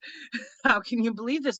But, you know, when it comes down to it, it's because it's full of so many unethical teachings, you know, and I find it funny that the Christian book banners have now gotten a taste of their own medicine, of people turning around and going, excuse me, all of this shit in the Bible that's talking about sex, about rape, about murdering pregnant women, about how it's okay to kill your fucking slaves so long as you do it in this manner, all this shit. This doesn't belong in schools or libraries or anything else. So, okay, we're going to ban your Bible along the same rules that you wanted to set for other just regular ass books. And they're going, oh, fuck. And it's like, yeah, children should not be reading that. Children don't need to read about how the Israelites were ordered by Yahweh to go kill the Moabites and slaughter all of the men, slaughter all the women that weren't virgins, slash open their bellies and dash babies' heads against the fucking stones, and kidnap all the young virgin girls to take home, call them your wife, and rape them for the rest of their lives. That's not morality. That's not ethics. That's fucked. Really? Or the shit of like, oh, well, if your daughter gets raped, then you're supposed to go hunt down the rapist, make him pay the father a fucking discounted bride price of 50 shekels, and force your daughter to marry the rapist so that she can continue to be raped for the rest of her life. So says Yahweh. Get the fuck out of here. The one thing most Christians, and I will say most, have never read the Old Testament. When they say they read this, you know, when I talk to a Christian sometimes, I said, you believe in the Bible? And they say, yeah. I said, what part of the Bible you believe in? They give me the New Testament. Mm-hmm.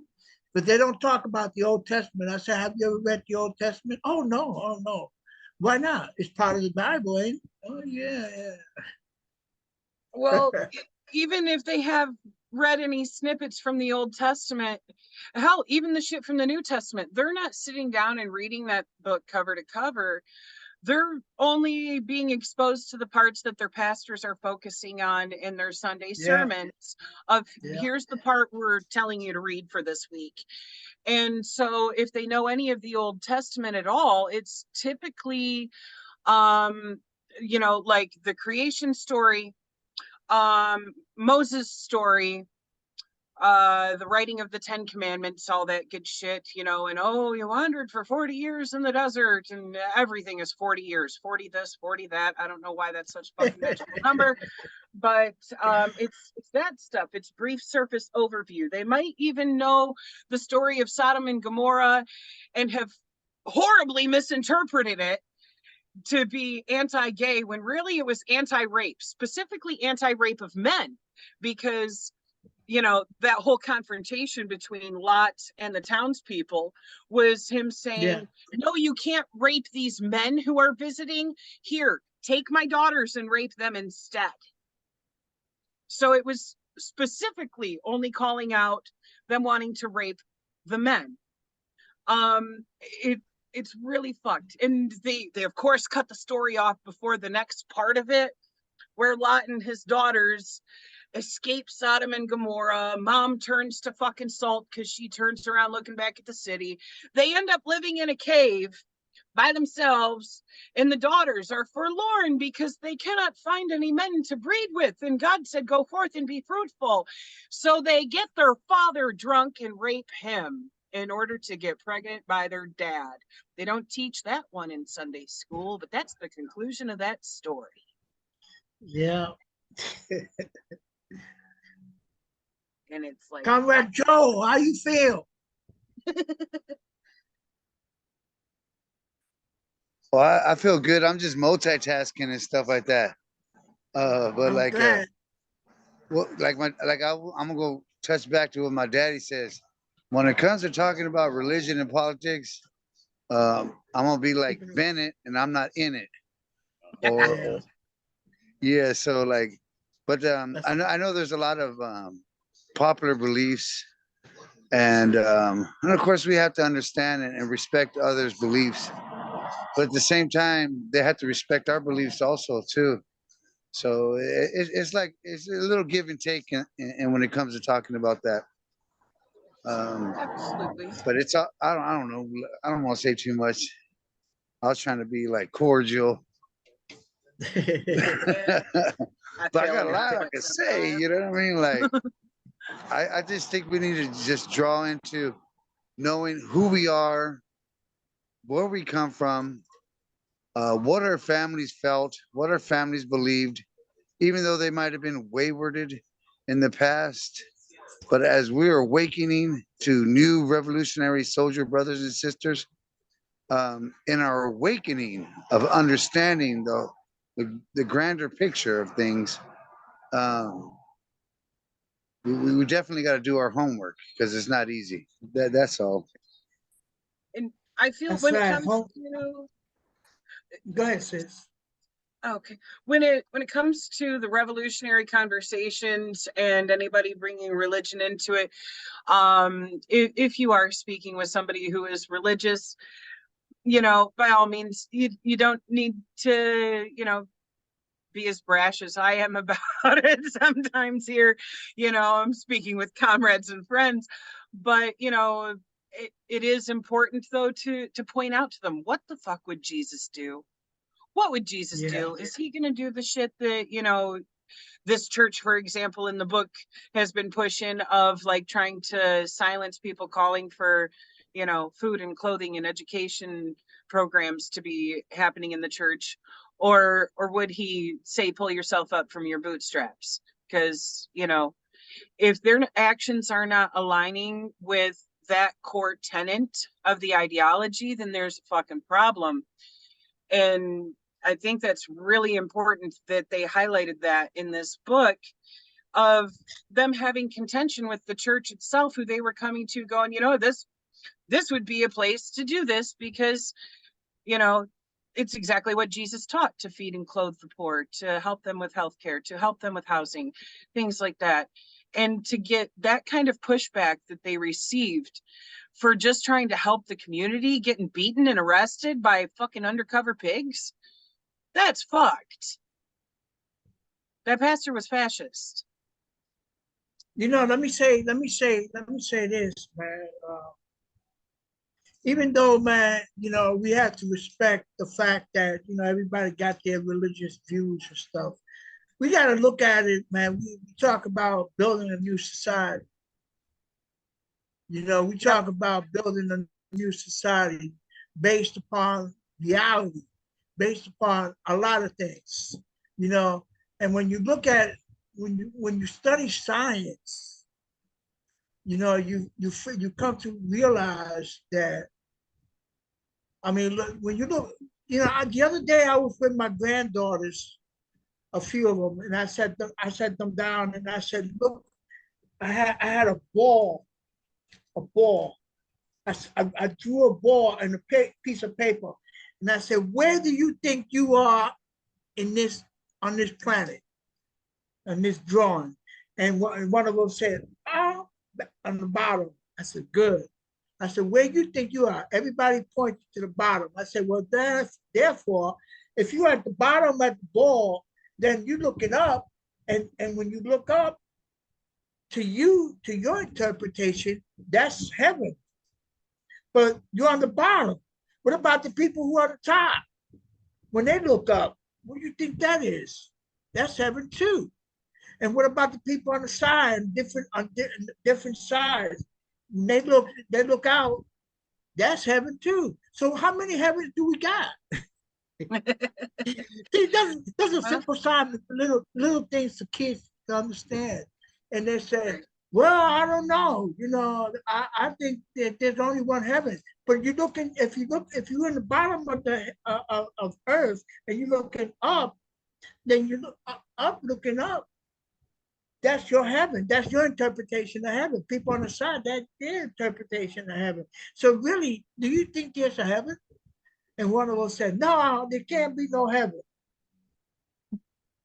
You know, I said, good. You just won the prize. But I don't try to take away kids. But you know, we need to understand that it is to the kids that religion's been so successful throughout the years, throughout centuries. You know, they grab the kids and they indoctrinate them in such a way, you know, and they grow up, man, believing in such a way. That's I mean, during slavery, what happened during slavery? You know, the slaves were deprived totally. They were deprived totally of everything, and they were imposed to believe in a concept of who the slave master believed to be God, or you know, but just yet the slave master was God to the slaves. Ain't that a kick in the ass? They used Christianity for that too.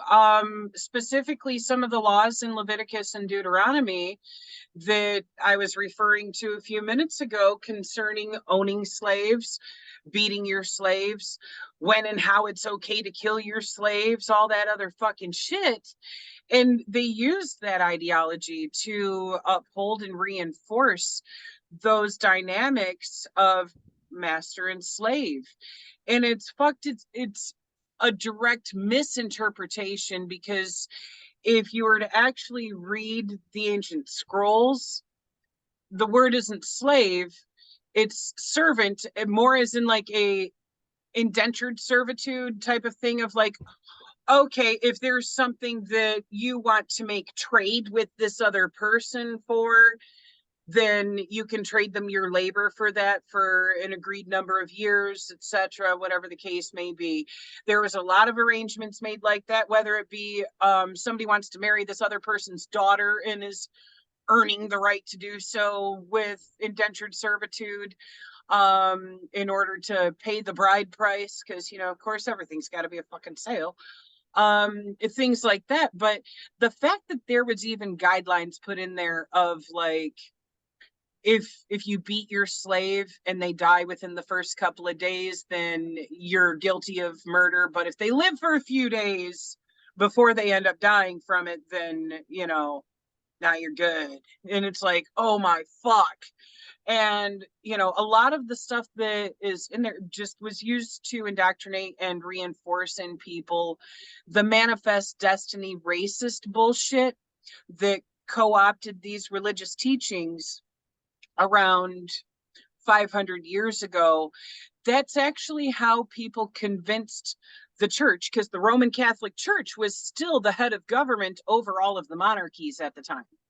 And so they had to convince the Roman Catholic Church to approve of chattel slavery And the way that they did so was going, well, here, these rules in Leviticus and Deuteronomy, and, you know, we're going to apply this in this manner, you know, and that was at the time when these ideas of different races was being created in order to support a caste system, basically, of them deeming anybody who had pigment as less than human. Therefore, the Catholic Church was like, oh, gotcha. Okay, if you say they're not really fully human, then we'll approve you enslaving them and blah, blah, blah. And it was nothing but a bunch of bullshit, a bunch of unethical practices that the system has manipulated in order to try to justify absolutely atrocious behavior and actions that never should have been allowed. Yeah, yeah. It carries over to this day where basically, okay, in this country, we might have outlawed, you know, the direct personal ownership of other people in the 13th Amendment, but it also allocated slavery to the prison system, for one, so they can point the finger at you and arrest you at any fucking point, throw your ass in prison, and now you are slave labor and got no fucking say about it.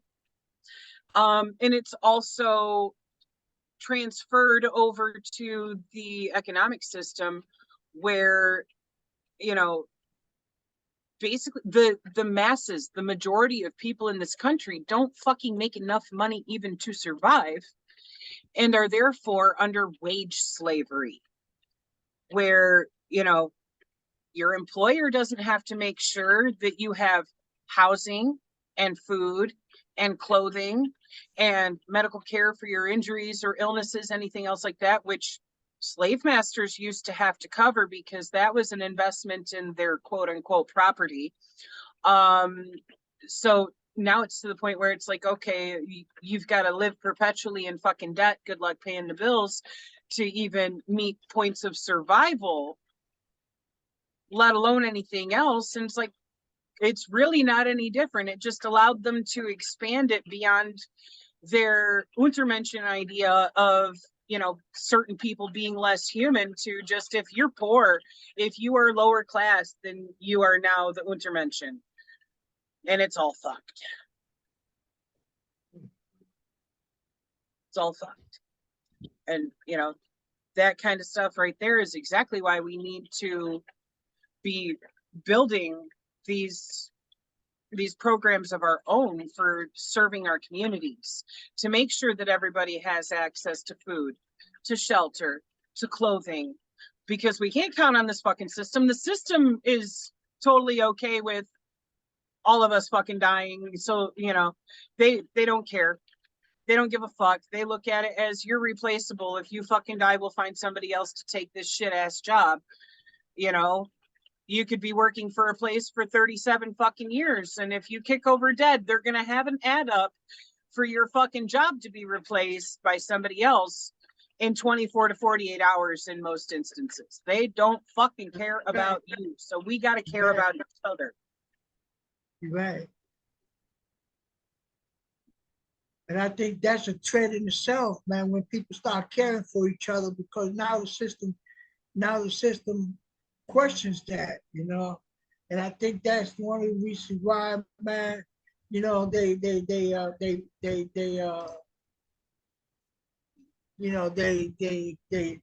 raided the church, man, and beat up a lot of young laws, man, because they knew, man, that the young laws, man, were servants of the people. They knew that if they, you know, that the young laws was doing the right thing, and they cannot afford to do the right thing, you know, because to do the right thing will put the church in question, you know, and especially, man, that Gusano, you know, which eventually he gave in to the services of the church, you know.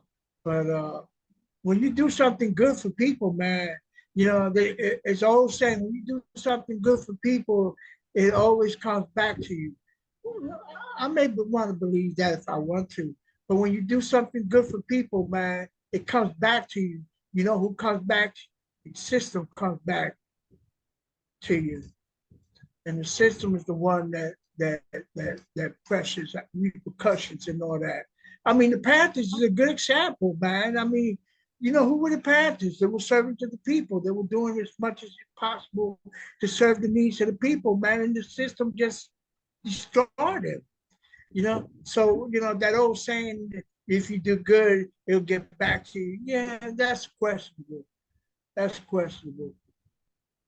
Because every time that we build dual power and have serve the people programs running and things like that, these things undermine capitalism. They undermine consumerism. They undermine the system's ability to keep people complacent to being chattel slavery in a wage slave system. The system does not like it when people go, I'm not going to be fucking dependent on you. I am an autonomous being, and collectively we are a bunch of autonomous beings who together can meet each other's needs and take care of each other and provide each other of like, okay, this person knows how to crochet sweaters, that one knows how to do woodwork, you can fucking trade, you know, things like that, where every time that we are providing for ourselves and our community around us, instead of being dependent on this fucking consumerist bullshit, the system freaks out going, oh fuck, we can't have that. We can't have people thinking that they can have, you know, food sustainability by growing their own fucking gardens, things like that. No, gotta criminalize this. That's the entirety of what the original Black Panthers got criminalized for. How dare you be feeding people and providing them with a political education at the same time that teaches them that this system is corrupt and exploitative and is holding all of us down. How fucking dare you? So the system fucking snaps back like that. That's why they've also condemned all kinds of communal living projects that have happened over the years. For fuck's sake, look at Waco. I mean, yeah, David Koresh was kind of fucking whacked. He was definitely doing some culty shit, but they weren't harming anybody with their culty ideology. They kept it to themselves right there on their compound. They weren't going around causing any fucking buddy harm. They were just living independently of the rest of society and got framed and set up because they legally purchased firearms to protect themselves because they knew that the system was going to crack down on them for actually living off grid and being autonomous as a community. And it's fucked because that's, you know, stuff like that is just the system going, how fucking dare you not depend on us and, you know, participate in our bullshit? How dare you remove yourself from us being able to exploit your labor? How dare you? Joe, you had your hand up. What's up? I'd love to hear your thoughts. One quick thing is, I am a firm believer of what we do reflects on the actions that we get back. So if we make positive actions, well, then we should be expecting positive reactions. That's not always the case. But definitely, if we're making negative actions, when we face negative reactions, we have nothing to complain about. So I think in a hindsight of saying it and breaking it down gently is we are what we do, and we are reflections of what we do. So you don't have to say too much. You just let your actions speak louder than words, and then you'll be okay. That's all, comrades. Very true, because your words are only as good as your actions that align with them. Let your actions speak for who you really are at your core. You can talk till you're blue in the fucking face and the fucking cows come home, but if your actions aren't aligning with that, it's empty. It's devoid of any real value or content, you know? That's why it's important to have both political education, a proper political line, and the praxis to go with it. They sharpen each other. You know? Exactly.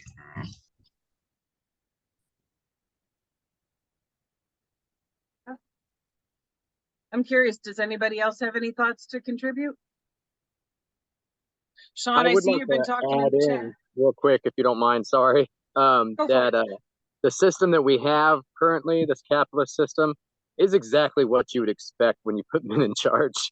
So anybody that's defending it, they need to keep in mind that they're defending what men have built, and men are fucking idiots. Yeah. Yep. And it comes down to power and control.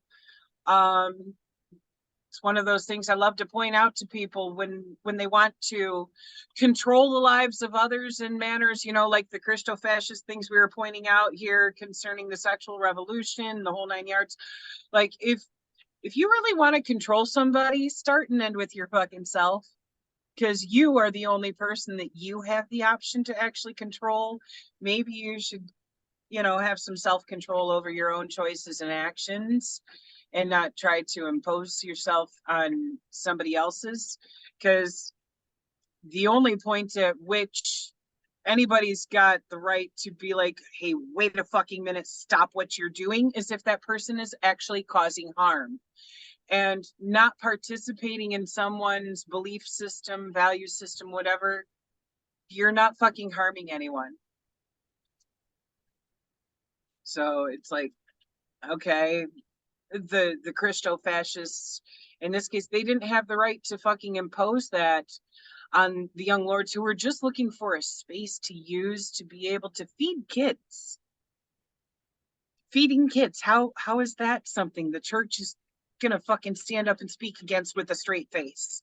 How can they look themselves in the mirror after that when these activists are coming to you going, we need a space to use to do breakfast programs, to be able to, you know, do clothing drives, to give people some political education and awareness about what's going on and what can be done about it, you know, because they tried to act like, oh, the community's fully aware of what's happening. Well, they might be aware of how these materialistic conditions are directly affecting their lives. They might not be aware of how interrelated that is with the rest of the community, the surrounding communities. They might not be aware of action they can take to start improving those conditions themselves and not be waiting for the fucking state to do something about it, as if the state's suddenly gonna not be a fucking sociopath and give a shit about your life or your quality of life. They just needed a fucking space to use. And you would think that the churches would be the first place you could go to provide those kinds of resources. And sadly, in too many cases, they're not. You know, I will say there are some that do. I know of a Methodist church in Flint that teams up every weekend with Food Not Bombs. My friends who are atheists who work in Food Not Bombs set up this arrangement with this church, and they were totally open to it, to the point that this church has now funded the community farm that is in the east side of Flint to produce the food to feed the community.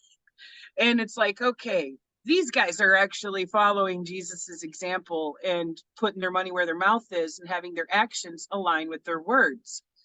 And a huge part of why they were comfortable teaming up with this church is because this church is open and loving and accepting even of atheists.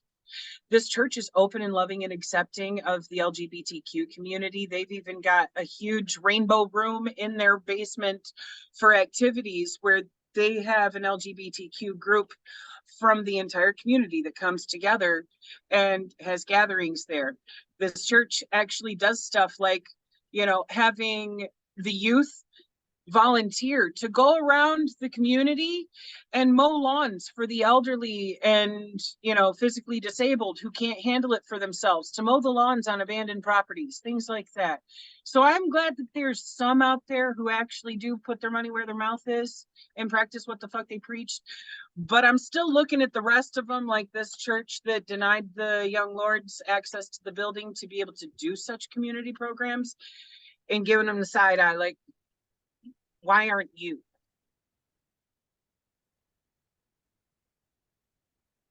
Can't claim to be a place for the community to come together and support each other and be like, but there's limitations on it. It's only for talking about these specific things, and you're not allowed to do any actual community work here. The fuck are you getting off tax-free on all them free donations of money you get every week for then? Because the whole point of allowing churches to be tax exempt is so that they can use funds to actually improve the material conditions of the people in their community. I think it should be a requirement of, if you're not putting that funding from all these tithes into your community, then you should lose your tax exempt status. They don't want to lose hit taxes. All right. And it's like, that's a whole nother rabbit hole we could dive down into, because taxes were never intended to be levied on the workers, only on businesses. But when it comes to things like churches that aren't bothering to do the community work, it's like, why should you basically exist as a corporate entity with free money coming into you from all your parishioners and you not being taxed on that income? Why? So your pastor can have $1 million fucking house, be living in the suburbs while coming and preaching at people in the fucking, low income areas and shit. And, what are you doing? What are you doing to improve your community if you're more worried about you living in a fucking, big ass house in the burbs and driving a fucking Cadillac rather than putting that money into your community? And these things I'm listing are literally specific examples from my own experience of the church I got forced to go to as a child. Like, our church was in the hood because we were all in the hood. But guess what? Our pastor lived in a fucking mansion in the suburbs, driving a Cadillac, and pulled shit like, when his car was needing to go in the shop and get fixed, he would demand that the parishioners give him one of their cars to drive. He did it to my parents. He demanded that he have my mom's car to drive for the couple weeks that, his was in the shop, shit like that. And it's like, okay, that's not a church that is serving the community. That is a church that is exploiting the community, where all these people who are, surviving just barely on, basically less than poverty wages, are being demanded, to give 10% of their paycheck before taxes to the church, so that the church elders and whatnot can be pocketing all of that. That's not what that's supposed to be. It's one thing to have the church provide them with a home in the community where their church is at, but it's a whole nother thing for the people who were at the time, surviving on like 20-25 grand a year, trying to feed 6, 7, 8 kids, paying for the asshole to, have a mansion that was at least $500,000 at that point in time. We're talking late 80s, early 90s. And it's like, that's money that should have gone back into the community. That's money that should have been making sure people were fed and clothed, covering hospital bills, things like that. Yeah, you're right. Right. It's something a community should absolutely be able to expect from religious organizations. You don't see this kind of fuckery in like the Muslim mosques. They put money into their communities.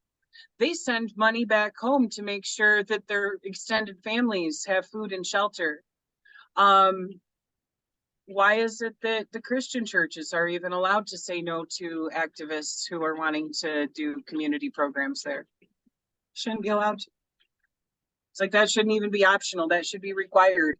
That, the whole rest of the week when this building is fucking empty, usually, fill it with people, feed them. That's right. That's right. But that's not going to happen because, the church is not going to, the church goes so far and do certain things, but they will not go out, out of their way completely to do what needs to be done, That's why when you see all these churches, these made out of brick, made out of stone. They're very warm inside. You know, you go to these churches, very warm inside. Meanwhile, man, your next door to you, there's a shack, somebody living in it, and it's cold, you know, and ain't none of these people, churches gonna tell you, man, come in here, man, and stay warm. You know, they're not gonna do that. Right. Sadly. That, you know, that's one of those things that when it comes to revolution and changing how things are done, that, you know, that absolutely should be a requirement of, hey, your religious organization owes a debt to the community. Take care of your fucking community. That's why, man, you know, that's why, man, people talked about Cuba. You know, they say, oh, man, Cuba, you know, you can't believe in God. That's not true. You know, but what happened was, man, that in Cuba, you know, the rich pastors were put on hold. You know, most of all the wealth that the churches stole from people were taken from them. And you know, and of course, man, that created some conflicts and also created some lies because they started putting out lies that in Cuba you can't believe in God. You can't go to church, and that's not true. That's not true at all. Right. It was just Red Scare propaganda. You know?